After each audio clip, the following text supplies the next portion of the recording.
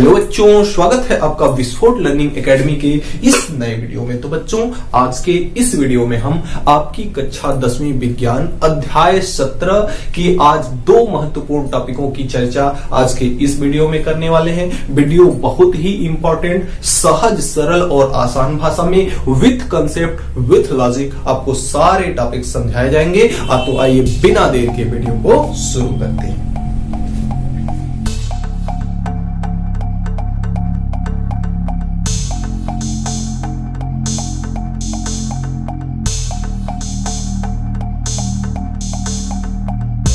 तो इस वीडियो का जो हमारा सबसे पहला टॉपिक है वह है आपका प्लास्टर ऑफ पेरिस। रासायनिक पदार्थ है। प्लास्टर ऑफ पेरिस क्या है? एक रासायनिक पदार्थ है। आइए इसके बारे में हम सब कुछ जानते हैं। तो सबसे पहला चीज हमने आपको बताया है कि किसी भी रासायनिक पदार्थ के अध्ययन करते समय सबसे पहला चीज हमें क्या जानना होता है? उसका रासायनिक सूत्र। तो आपको बता दें कि जो प्लास्टर ऑफ पेरिस होता है उसका रासायनिक सूत्र होता है CaSO4 into half H2O।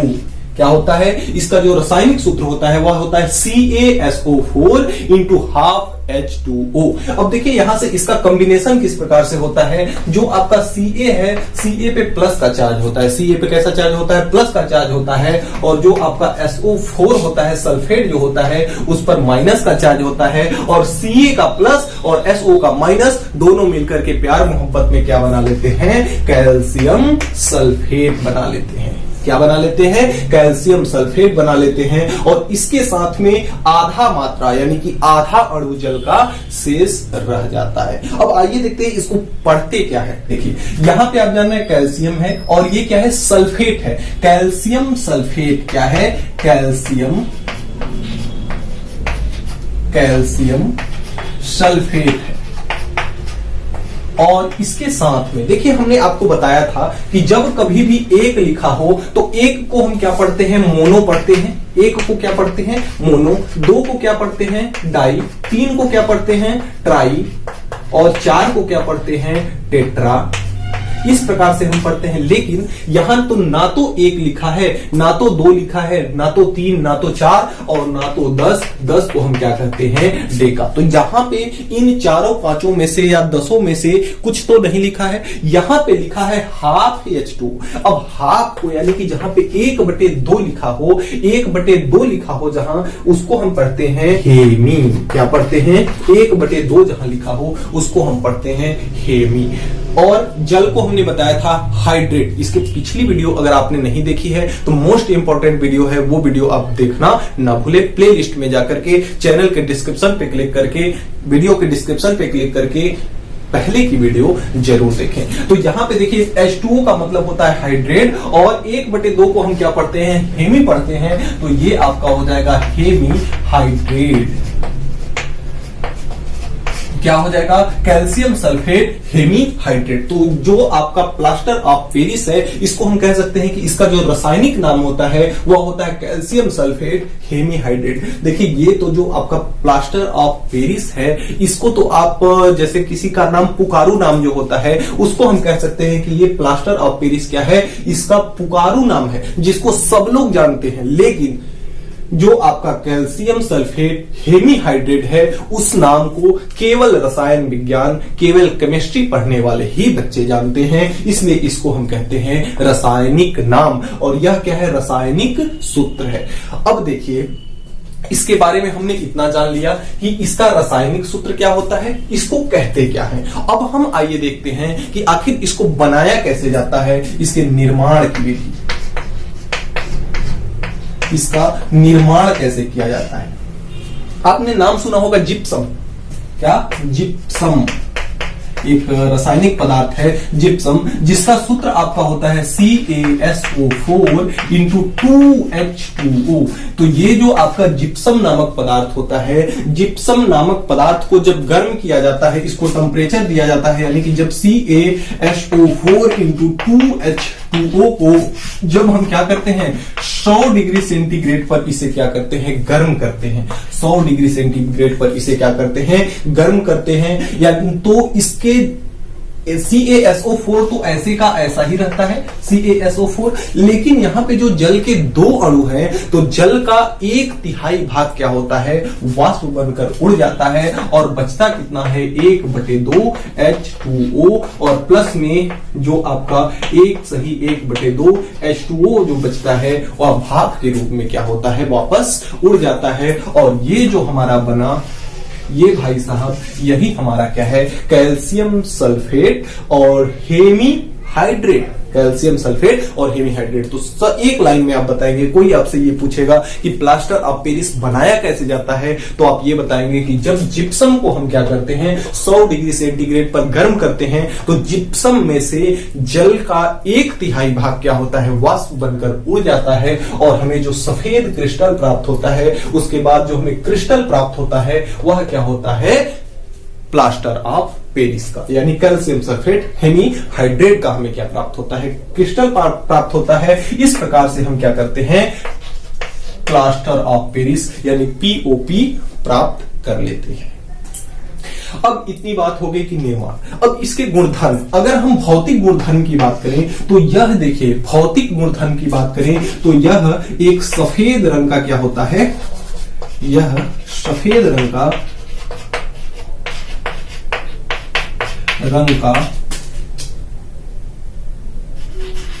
चूर्ण होता है, सफेद रंग का चूर्ण होता है, यह सफेद रंग का क्या होता है, चूर्ण होता है। और दूसरा अगर इसके भौतिक गुण की बात करें तो यह जल में घुलकर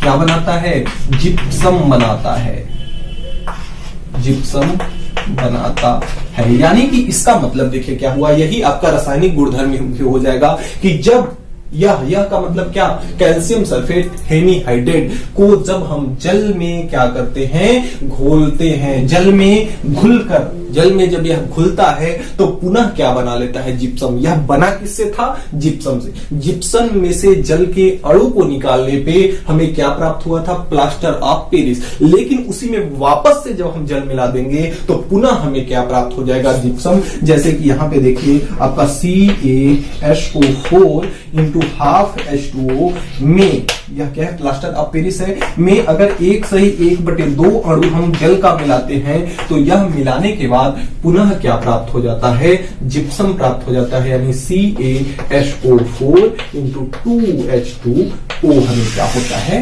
प्राप्त होता है। तो इसको जब जल में मिला देते हैं तो हमें क्या प्राप्त होता है, फिर से जिप्सम प्राप्त होता है।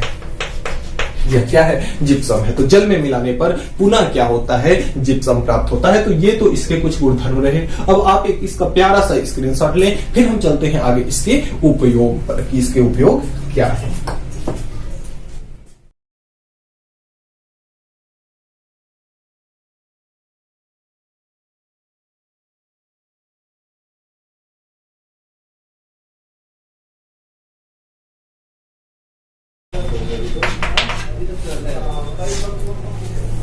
तो देखिए इसका जो उपयोग है, तो इसका उपयोग जो है वह शल्य चिकित्सा के अनुप्रयोग में, इसको शल्य चिकित्सा के अनुप्रयोग में हम प्लास्टर ऑफ पेरिस का उपयोग करते हैं। नंबर 2, मूर्ति और खिलौने बनाने में।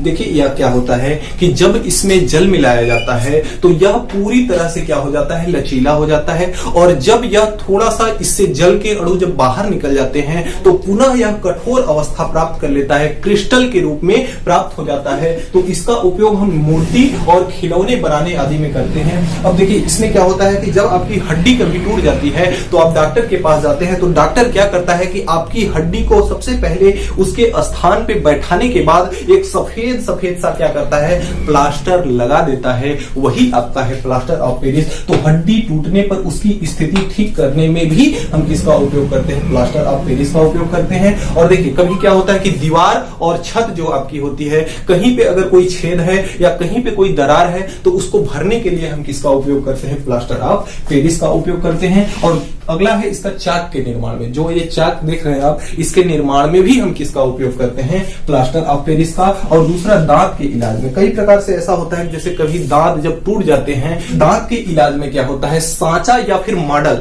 सांचा या मॉडल एक उस प्रकार का होता है, उसी में सांचा में क्या करते हैं, प्लास्टर ऑफ पेरिस का बना करके आपका रेडीमेड दांत आपका तैयार हो जाता है, जिसको डॉक्टर लोग आपके दांतों में लगा देते हैं ताकि आपकी सुंदरता में कमी किसी भी प्रकार की ना हो। तो इस प्रकार से हमारे प्लास्टर ऑफ पेरिस का उपयोग रहा। अब इसके नेक्स्ट टर्म में जो नेक्स्ट टॉपिक इसका है वह आपका क्या है, विरंजक चूर्ण, जो कि इंपॉर्टेंट टॉपिक है। ये देखिए मैंने 4 टॉपिक जो बताया आपको, इसके पिछले वीडियो में जो 2 टॉपिक और 2 टॉपिक जो आज के वीडियो में बताए हैं, इसमें से एक टॉपिक किसी न किसी को परीक्षा में आपके जरूर पूछना है, तो इसलिए इन चारों टॉपिक को आप अच्छे से तैयार जरूर रखिए। तो आइए देखते हैं विरंजक चूर्ण।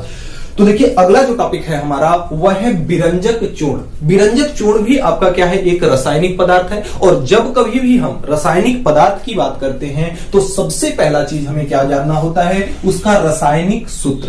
तो अब देखिए आइए देखते हैं विरंजक चूर्ण का जो आपके रासायनिक सूत्र होता है वह क्या होता है। वह विरंजक चूर्ण का जो रासायनिक सूत्र होता है वह होता है CaOCl2। CaOCl2 होता है। Ca का मतलब क्या होता है, कैल्शियम। O ऑक्सी, O में हम O के लिए हम क्या यूज करते हैं यहाँ, ऑक्सी। और Cl2 क्या है, क्लोराइड है। तो ये पूरी तरह से क्या हो गया, calcium oxy chloride, calcium oxy chloride, calcium oxy chloride. तो जो आपका विरंजक चूर्ण है उसका सूत्र आपका होता है CaOCl2 और इसको पढ़ते हैं हम कैल्शियम ऑक्सी क्लोराइड। इसको क्या पढ़ते हैं, कैल्शियम ऑक्सी क्लोराइड। अब आगे बात आती है इसके निर्माण की। क्या बात आती है, इसके निर्माण की। कैल्शियम ऑक्सी क्लोराइड को कैसे बनाया जाता है, बहुत ही आसान विधि है। सबसे पहले हम क्या लेते हैं, बुझा हुआ चूना, बुझा हुआ चूना, शुष्क बुझा हुआ चूना लेते हैं, जिसका सूत्र आपका होता है CaOH का होल ट्वाइस। शुष्क बुझे हुए चूने का सूत्र होता है CaOH का होल ट्वाइस। अब शुष्क बुझे हुए चूने को लेकर इस चूने पे हम क्या करते हैं, क्लोरीन गैस प्रवाहित करा देते हैं। इस चूने पे हम क्या करते हैं, क्लोरीन गैस प्रवाहित करा देते हैं। तो हमें क्या बन के प्राप्त होता है, कैल्शियम ऑक्सी क्लोराइड हमें प्राप्त हो जाता है। आइए देखते हैं कैसे। जैसे आपका है CaOH का क्या है, होल ट्वाइस है। इसमें अगर हम क्या करते हैं, क्लोरीन गैस प्रवाहित करते हैं। देखिए शुष्क बुझा हुआ चूना जो होता है वह सॉलिड होता है। तो यहाँ आपके बुक के आगे कोष्टक में करके S लिखा है, तो S फॉर सॉलिड। और क्लोरीन जो है गैस के फॉर्म में होती है, तो इसके आगे क्या लिखा होगा, G लिखा होगा। और जो लिक्विड के फॉर्म में होता है उसके आगे क्या लिखा होगा, L लिखा होगा। तो इससे हमें क्या प्राप्त होता है, देखिए इससे हमें प्राप्त होता है Ca तो हमारा ऐसा ही रहता है और यहां से एक O इसके साथ आ जाता है, तो CaO और Cl2 इसका वाला आ जाता है। बच क्या रहा है आपके पास, यहाँ पे देखिए 2 मात्रा में O है और 2 मात्रा में हाइड्रोजन भी है। तो यहां से एक O तो हम काम में ले लिए, एक O बचा है और 2 आपका H बचा है। तो यानी कि 2 आपका H यानी H2 और साथ में क्या बना, O। तो ये आपका सॉलिड के फॉर्म में आता है, जो कि आपका क्या है, विरंजक चूर्ण है। क्या है, यही विरंजक चूर्ण है, यानी कैल्शियम ऑक्सी क्लोराइड है। और यह लिक्विड के फॉर्म में आता है, इसलिए यह क्या है, जल है। H2O क्या है, जल है। तो इस प्रकार से हम विरंजक चूर्ण को निर्माण कर सकते हैं। विरंजक चूर्ण का निर्माण कर सकते हैं कैसे, शुष्क बुझे हुए चूने में क्लोरीन गैस जब हम प्रवाहित करते हैं तो हमें विरंजक चूर्ण और जल का प्राप्त होता है, विरंजक चूर्ण और जल प्राप्त होता है। अगर इसके हम गुण की बात करें तो नंबर 1, यह देखिए हल्का सा पीले रंग को लेकर के होता है सफेद, लेकिन इसमें हल्का सा पीलापन होता है। तो यानी कि इसका जो गुण है, यह हल्के पीले रंग का सफेद चूर्ण है। सफेद क्या है, चूर्ण है। और यह क्या होता है, जल में घुलनशील है। यह जल में घुलनशील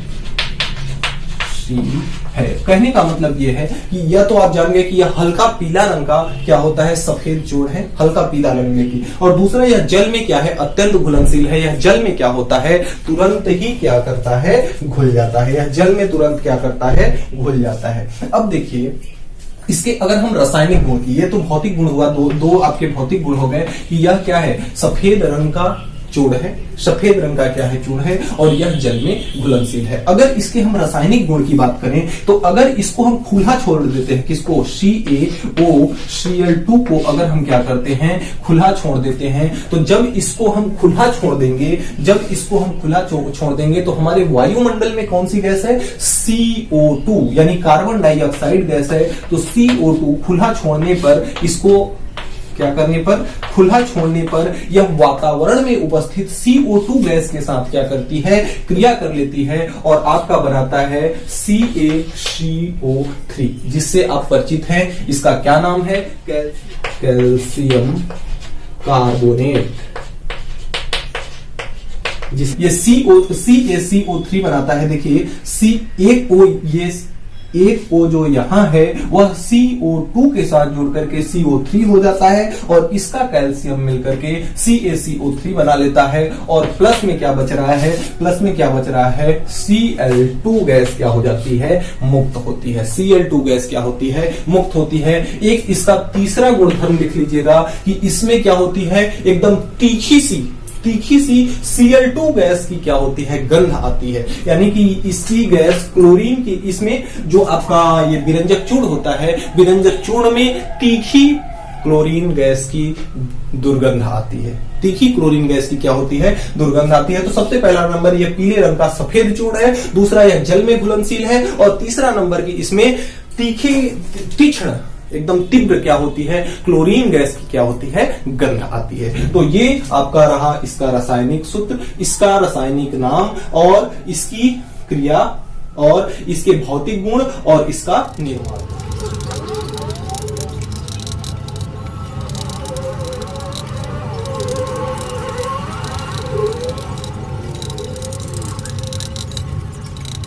कि विरंजक चूर्ण का जो उपयोग है, सबसे पहला नंबर कि यह रोगाणु नाशक के रूप में, यह एक कीटाणु नाशक का भी कार्य करता है। इस जल जब हमारा दूषित हो जाता है तो उसमें हम क्या करते हैं, विरंजक चूर्ण यानी कि ब्लीचिंग पाउडर, इसको इंग्लिश में क्या कहते हैं, ब्लीचिंग पाउडर। कभी आपने सुना होगा कि जैसे घर गांव में जो कुआं होता है तो उसमें सरकार की तरफ से ब्लीचिंग पाउडर सब दिया जाता है। कुआं में जब हम ब्लीचिंग पाउडर डाल देते हैं तो उसमें जितने भी कीटाणु होते हैं, जितने भी रोगाणु होते हैं, सभी क्या होते हैं, नष्ट हो जाते हैं और पानी हमारा क्या हो जाता है, स्वच्छ हो जाता है। तो जल के कीटाणुओं को दूर करने में, यानी जल के कीटाणुओं को दूर करके जल को शुद्ध बनाने के रूप में हम किसका प्रयोग करते हैं, ब्लीचिंग पाउडर का उपयोग करते हैं। क्लोरोफॉर्म के निर्माण में, क्लोरोफॉर्म एक ऐसा पदार्थ है, ऐसा एक रासायनिक पदार्थ है, ऐसी एक गैस है जिसको हम क्या करते हैं, जब हम किसी को जब सुंघा देते हैं तो वह आदमी क्या होता है, एकदम से सो जाता है। आप लोग सुंघा के किसी को देखिएगा मत, बस इतना जानकारी के लिए जान लीजिए कि क्लोरोफॉर्म के निर्माण में हम किसका उपयोग करते हैं, विरंजक चूर्ण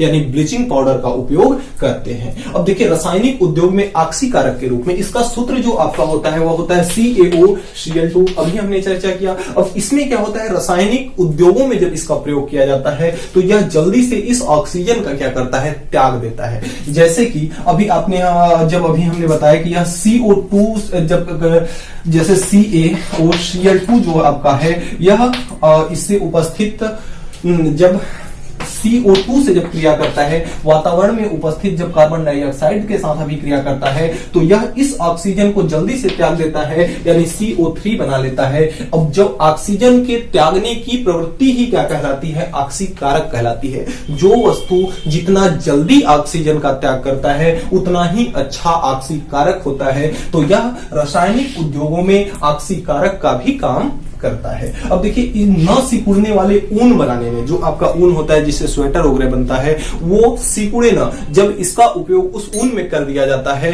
तो वह ऊन अच्छे क्वालिटी का हो जाता है और वह जल्दी से सिकुड़ता नहीं है। अगला कागज उद्योग में, कागज में जो स्लिमिंग देखते हैं आप, जो कागज बनते हैं कागज उद्योग में, जो आपको एकदम लुगदी के रूप में एकदम सपाट जो कागज होता है वह किसका कार्य होता है, ब्लीचिंग पाउडर का ही कार्य होता है, विरंजक चूर्ण के ही कारण होता है। तो प्यारे बच्चों, आज के वीडियो में इतना ही। हमें उम्मीद है कि आज हमने जो भी पढ़ा आपको अच्छे से समझ में आया होगा। फिर भी किसी भी प्रकार का कहीं पे कोई भी डाउट है तो आप नीचे कमेंट बॉक्स में कमेंट करके हमें जरूर बताएंगे। आपकी हर एक डाउट सॉल्व किया जाएगा। और हाँ, यदि चैनल पर आप नए हैं तो चैनल को सब्सक्राइब करके बेल आइकन को प्रेस जरूर कर लीजिएगा, ताकि मेरी अगली आने वाली वीडियो की नोटिफिकेशन सबसे पहले आप तक पहुंच सके। तो मिलते हैं नेक्स्ट वीडियो में नेक्स्ट टॉपिक के साथ नेक्स्ट डे। तब तक के लिए गुड बाय।